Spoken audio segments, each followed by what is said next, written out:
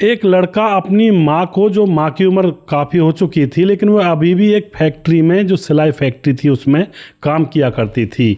तो लड़का जो कि ऑटो चलाया करता था और अपने ऑटो में अपनी माँ को बिठा करके सुबह सुबह उसकी फैक्ट्री पर छोड़ने के लिए जाया करता था। और उस फैक्ट्री के अंदर उसकी माँ की एक सहेली थी जिसकी उम्र थी 32 साल। अब उस सहेली से भी उसकी मुलाकात हो जाया करती थी।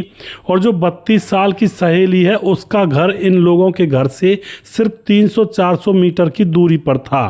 फिर दोस्तों उस महिला का इनके घर पर आना जाना शुरू हो जाता है और जो इस लड़के की माँ थी वो भी उस महिला के घर पर आने जाने लगती है। तो इनकी दोस्ती थी। और उसके बाद क्या होता है दोस्तों, इस महिला के हाथ और सर धड़ से अलग कर दिए जाते हैं और धड़ अलग मिलता है नाले में, हाथ और जो हाथ की उंगलियां होती हैं और वो जो सर होता है वो अलग जगह पर मिलता है। दोस्तों क्या तो यह घटना थी और क्या यह मामला था, पूरी जानकारी यहाँ पर जानेंगे। एक महिला जो एक बुजुर्ग औरत के साथ दोस्ती करके रखी हुई थी, उसके साथ ही फैक्ट्री में काम करती कपड़ों की में, और फिर एक दिन उसकी इस तरह से मौत हो जाती है, हाथ, सर और उसका धड़ अलग अलग जगह पर मिलते हैं।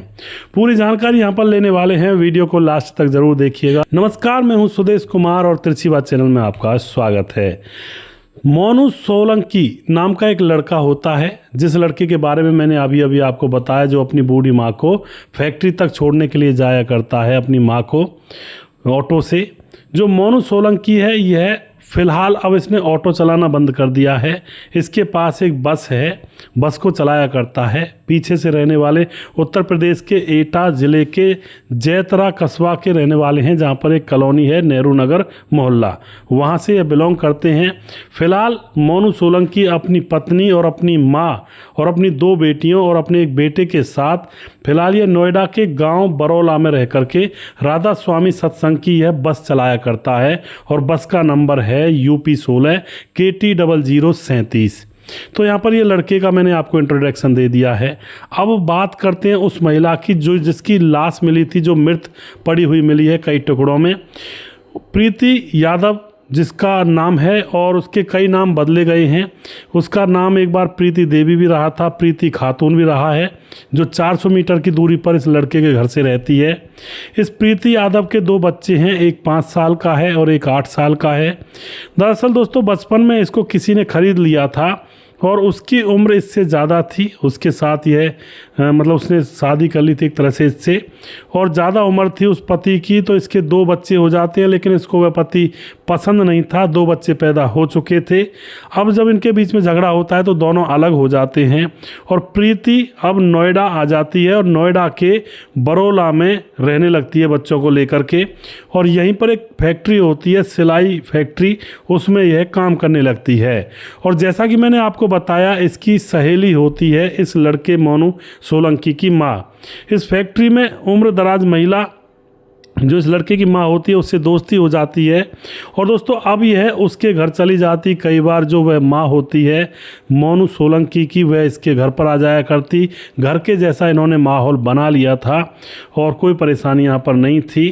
अब जब मोनू अपनी माँ को उस फैक्ट्री में छोड़ने के लिए जाया करता है तो प्रीति से भी वह बातचीत करने लगता है और प्रीति इनके घर पर भी आती है। तो दोनों को एक दूसरे के प्रति आकर्षण ने घेर लिया होता है।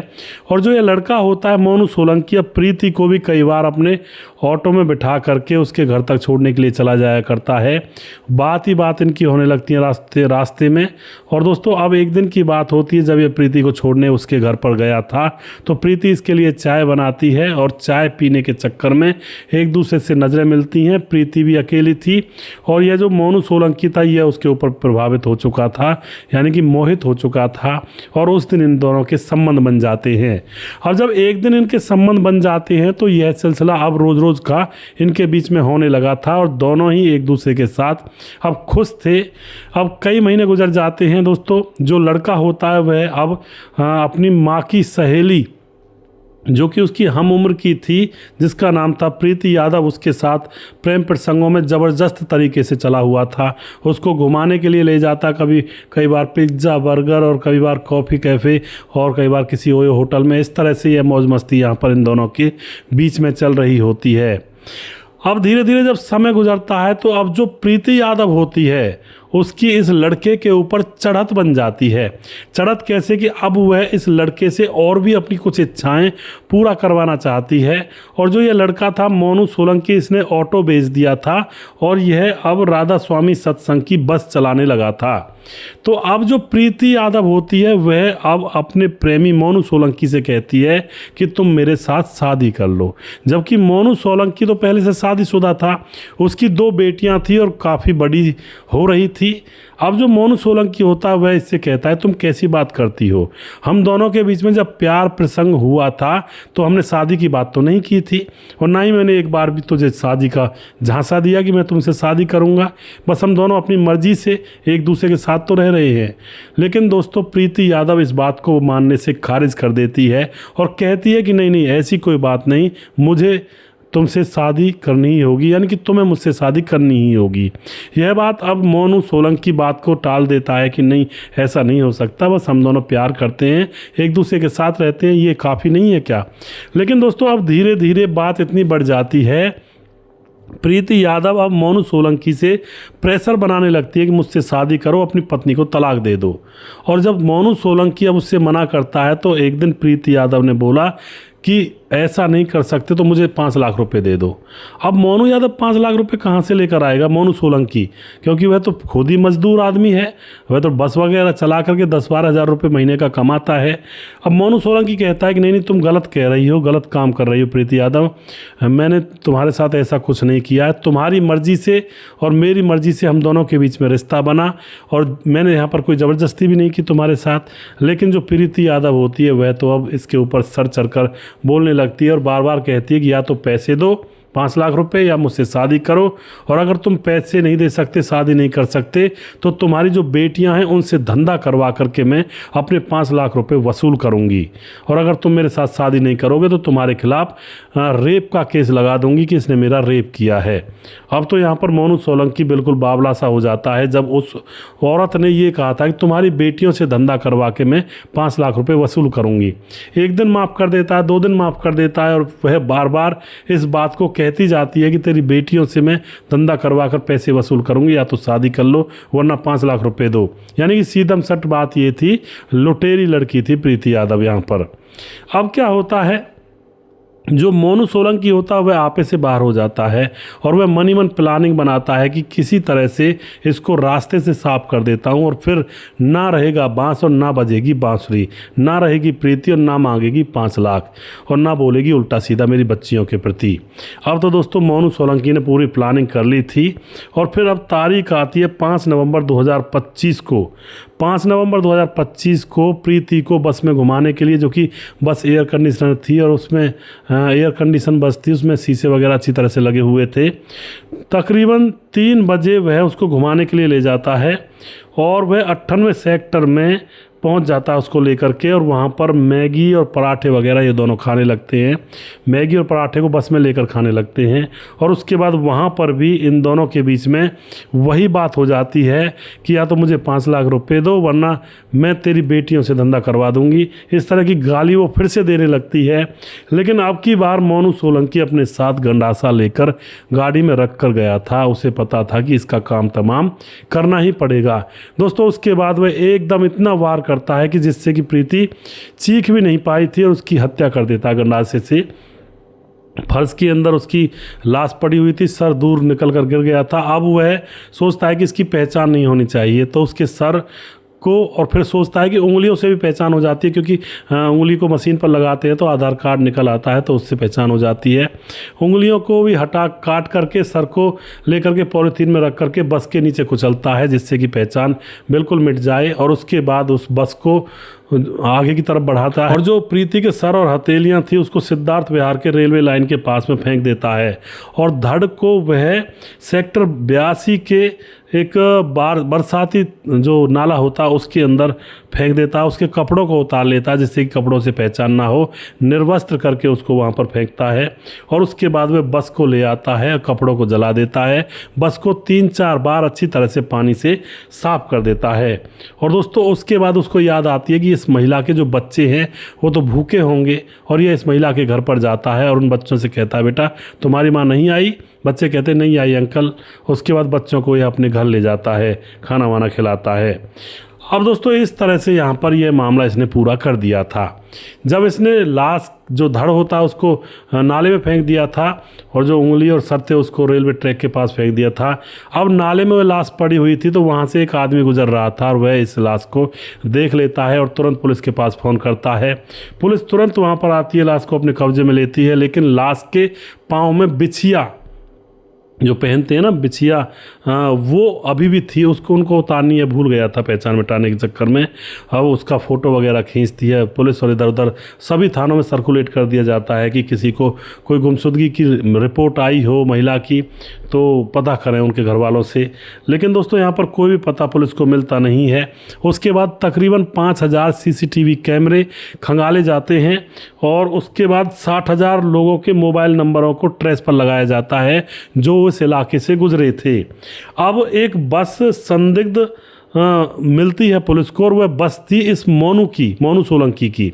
बस का नंबर था UP 16 KT 0037। और दोस्तों यहाँ पर बस संदिग्ध मिलती है, तो मोनू से वैसे ही पूछताछ करने के लिए पुलिस उसके घर पर पहुँचती है, और मोनू वहाँ पर वैसे ही पुलिस को बता देता है कि सर मैं तो वहाँ से वैसे ही गुजरा था, मेरा कोई ऐसा कुछ वहाँ पर कोई काम नहीं था। अभी तक ये नहीं बताया गया था कि यहाँ पर तो कोई किसी की लाश मिली है, बस ऐसे ही फॉर्मेलिटी पुलिस कर रही थी वहाँ पर। लेकिन इतने में जैसे पुलिस वापस चलने लगती है तो एक पड़ोसी पुलिस के पास चुपचाप जाता है और कहता है कि साहब मेरा नाम नहीं आना चाहिए, आपको एक बात बता देता हूँ मैं, इससे जो सोनू से जिनसे आपने पूछताछ की है, इनके घर पर एक महिला के 2 बच्चे रह रहे हैं, वह महिला घर से गायब है। अब तो दोस्तों यह बात जब पुलिस को पता चलती है तो तुरंत पुलिस लौटती है और उन बच्चों को अपने पास बुलाती है और उनको फ़ोटो दिखाती है। फ़ोटो थे पुलिस के पास। अब उस महिला का सर और उंगलियां तो गायब थी, लेकिन और निर्वस्त्र थी। बच्चे फ़ोटो देखते हैं और बच्चे पहचान लेते हैं कि यह हमारी माँ है। पहचानते क्यों हैं? क्योंकि उस महिला के पाँव में बिछिया थी और वह बच्चे कहते हैं कि ये हमारी माँ पहनती है। अब तो यहाँ पर मामला खुलने ही वाला था, और उसके बाद मोनू सोलंकी को पकड़ा जाता है, सख्ती से 4 फट्टे लगाए जाते हैं। तो अब यहाँ पर वह सारा राज पुलिस के सामने उगल देता है और कहता है कि इस महिला से मेरा अफेयर था, जीना हराम कर दिया था इसने, 5 लाख रुपये मांगती थी, वरना मेरी बेटियों को धंधे पर लगाने की कहती थी, मुझे परेशानी थी और मुझे टेंशन हुई और मैंने अपना बदला इससे ले लिया, क्योंकि मैंने इससे ये नहीं कहा था मैं शादी करूंगा, जबकि ये मेरे पीछे ज़बरदस्ती पड़ी हुई थी। और इसकी लाश को नाले में फेंक दिया, इसका सर और इसके उंगलियों को मैंने रेलवे ट्रैक पर फेंक दिया है। तो यहाँ पर दोस्तों सारी चीज़ें बरामद की जाती हैं और इस मोनू सोलंकी को जेल में डाला जाता है। इस तरह से यह केस खुल करके लोगों के सामने आता है। दोस्तों यह घटना है 5 नवंबर 2025 की, अभी की ही घटना है, ज़्यादा पुरानी घटना नहीं है। तो आप क्या कहना चाहोगे दोस्तों इस केस के बारे में? अब यह प्यार था इनके बीच में या फिर यह कुछ और था? ये हवस पूरी कर रहे थे दोनों अपनी अपनी तरफ से। मैं तो यही कहूँगा भाई ये हवस पूरी की जा रही थी। जो आदमी था मोनू सोलंकी, उसकी बीवी बच्चे थे, प्यार करना था तो उनसे करता, यहाँ तो यह हवस पूरी कर रहा था। जो महिला थी प्रीति यादव, वह भी हवस ही पूरी कर रही थी। उसको लग रहा था कि इससे 5 लाख रुपये मिल जाएंगे तो आराम से मज़े से आगे की ज़िंदगी कटेगी। लेकिन दोस्तों यहाँ पर ऐसा नहीं हो पाया, ना ही प्रीति से वह शादी कर पाया, उल्टा प्रीति की ही जान चली जाती है इस मामले में। बार बार कहता हूँ अवैध संबंधों का जो सिस्टम होता है बहुत ही खतरनाक होता है। या तो उसमें खुद की जान जाती है या किसी और की जान ले ली जाती है या फिर समाज के अंदर बदनामी तो हो ही जाती है। तो इससे दूर रहें, सावधान रहें। वीडियो के लास्ट में कुछ भाइयों के नाम जरूर लेना चाहूँगा जो भाई हमारे वीडियोज़ को देखते हैं और हमें खूब सपोर्ट करते हैं। हमारे साथ हैं सुंदरलाल अहिरवार जो कि वीडियोज़ पर लगातार कमेंट करते हैं, भाई का बहुत बहुत धन्यवाद करता हूँ। राम मोहम्मद यासीन लाहौर पाकिस्तान से हैं। हरिंदर सैनी गुड़ सिटोरी सुदेश भाई बहुत बहुत धन्यवाद करते हैं भाई का। मुकेश साहा कमेंट करते हैं, बहुत धन्यवाद करते हैं जी। दुर्योधन भाई कमेंट करते हैं, नमस्ते सर। और यूपी पनियारा महराजगंज से हैं। उसके बाद नितेश पासवान बोधगो गिरिडीह झारखंड से वीडियो पर कमेंट करते हैं। खेमराज भाटी गुज्जर चिट्टी जीबी नगर यूपी 16 से हैं। ऋतिक कमेंट करते हैं। कुमार विमल कमेंट करते हैं। साहब सिंह जिला बिजनौर से कमेंट करते हैं। दिलीप राजपूत जिला खंडवा गोकुल गाँव, भाई साहब राम राम जी। उसके बाद हमारे साथ में मुर्शद अली कमेंट करते हैं और राधेश्याम शर्मा सिरसी जयपुर राजस्थान से हैं। राजकिशोर चौरसिया महाबलेश्वर महाराष्ट्र से हैं। और उसके बाद हमारे साथ जितेंद्र कुमार कमेंट करते हैं यूपी भदोई से। और मेरा नाम बोल दो सर बोल दिया करो भैया जी। बिल्कुल आपका नाम मैंने बोला है जितेंद्र भाई। हमारे साथ हैं अवधेश प्रेमी, मधुबनी जिला से हैं, बहुत बहुत धन्यवाद करते हैं भाई का। छगन दास खारडा बांध राजस्थान से कमेंट करते हैं। और उसके बाद सुंदरलाल अहिरो द्वारा से।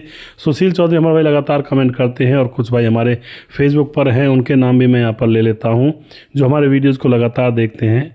और मेरे गोपाल पर मैंने वीडियो डाला है, उसमें कुछ कमेंट हैं, उनके नाम मैं पूरे लूँगा यहाँ पर। हमारे साथ हैं मंजू यादव, कितना अच्छा पोता था, ईंट का जवाब पत्थर से दिया। उसके बाद पुलिन मंडल कमेंट करते हैं, कहानी अच्छी है। और उसके बाद हमारे साथ हैं राम भावन, और राम भावन चौधरी हमारे भाई कमेंट करते हैं, आपकी कहानी तबीयत खुश कर देती है। और मान सिंह कमेंट करते हैं, हेमंत कुमार कमेंट करते हैं, फारूक तोले कमेंट करते हैं। और उसके बाद मनोरमा जैन कमेंट करती हैं, सही बात है लड़के की। और जी हमारे साथ हैं बलवंत नगर कमेंट करते हैं, भाई आपकी बहुत अच्छी वीडियो लगती हैं, बहुत बहुत धन्यवाद जी। विष्णु दत्त कमेंट करते हैं, आपकी कहानी दिल छूने वाली होती हैं और समझने वाली होती हैं। कमला रावत कमेंट करते हैं, सर मैं आपकी वीडियो रोज़ सुनती हूँ, बहुत अच्छी बातें बताते हो आप में। मैं दिल्ली से हूँ पर बहुत दिनों से आपकी वीडियो फेसबुक पर नहीं आ रही है। फेसबुक पर मैं उसी दिन से डाल रहा हूँ कमला बहन, शायद आपके पास नोटिफिकेशन नहीं जा रहा होगा। उसके बाद लजरस राजू कमेंट करते हैं, सर जी वाह वाह वाह, हाँ बहुत खूबसूरत बातें बोली। सबसे बड़ी बात पोता तो ऐसा मतलब तारीफ करने लायक है। हरिशंकर कमेंट करते हैं, लाल यादव। उसके बाद अशोक तोमर कमेंट करते हैं, सुपर कहानी। धीरज बनवाल कमेंट करते हैं। और राम कृपाल राजपूत कमेंट करते हैं। सूरज डी अमर भाई फिजी से कमेंट करते हैं। और सुजीत कुमार कमेंट करते हैं। और उसके बाद प्रवीण बघेल से पुरी से हैं। मुकेश कुमार यूपी 83 से हैं। महेंद्र देवी कमेंट करती हैं। जैनुद्दीन अंसारी कमेंट करते हैं। सादाब कहाँ कमेंट करते हैं, जसवंत सिंह हैं। और अशोक कुमार यूपी, अशोक कुमार जो कि नेपाल से हैं। और उसके बाद भूपेंद्र खोट कौन था कमेंट करते हैं। जिस भाई का नाम रह गया उस भाई का नाम मैं अगली वीडियो में ज़रूर लूँगा। अगला वीडियो में जल्दी फिर से लेकर आऊँगा। तब तक आप खुश रहें, सावधान रहें। जय हिंद, जय भारत।